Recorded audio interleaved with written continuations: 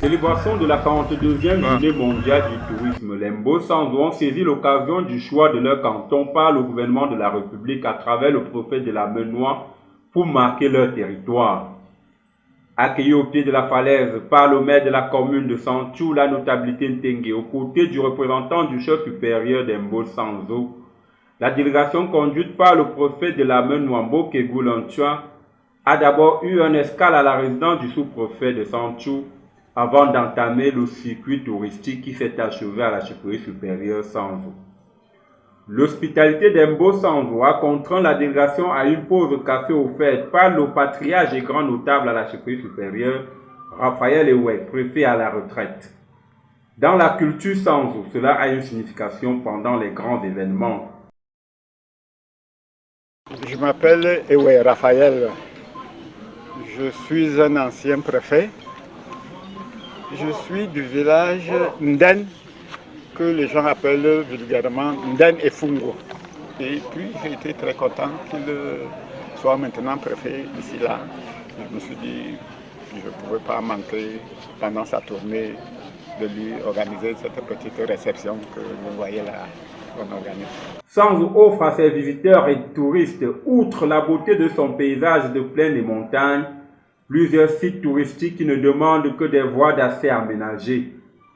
La base militaire allemande de l'époque coloniale de Ngungu, la cathédrale franco-allemande de Ndjindjan, les lacs naturels de Sekou, la réserve de faune, la source curative de Manbunkom, les monts Elengo. Je suis présidente du comité de développement du mouvement Sanzo. Alors c'est une association qui regroupe les filles et les fils originaires de l'arrondissement. Donc le CODESA est un comité de développement fêtière, une instance fêtière qui regroupe en son sein les présidents des autres 33 villages que constitue le mouvement Sanzo. Donc nos objectifs principaux c'est le développement tous azimuts de la communauté, notamment sur le plan culturel. Alors pour cet événement-ci, nous avons essayé de mobiliser, nous avons fait un appel à mobilisation de toute la communauté pour qu'elle se mobilise pour appuyer l'organisation par l'administration de la célébration de la 42e journée mondiale du tourisme. Donc comme vous voyez, nous avons mobilisé les groupes de danse, les artisans locaux.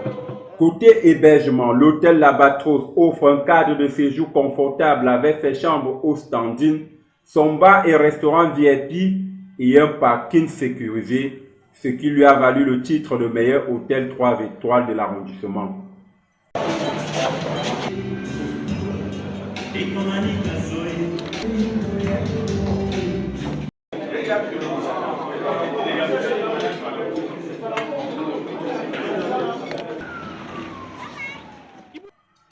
L'artisanat et la culture sont aussi un atout important de ce tourisme. La preuve, le préfet de la Menoie a été accueilli à l'entrée de la chefferie par le Mouankoum, une danse mystique et initiatique de l'Engoni Songo.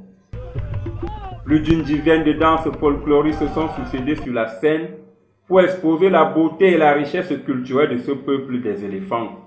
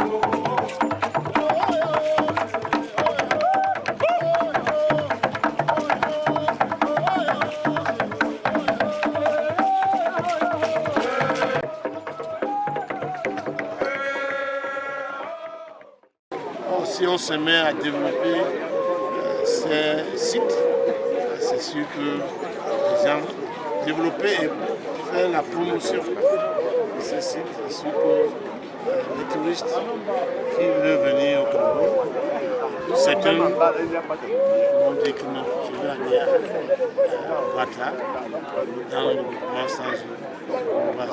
Voilà en réalité ce que je peux dire aujourd'hui.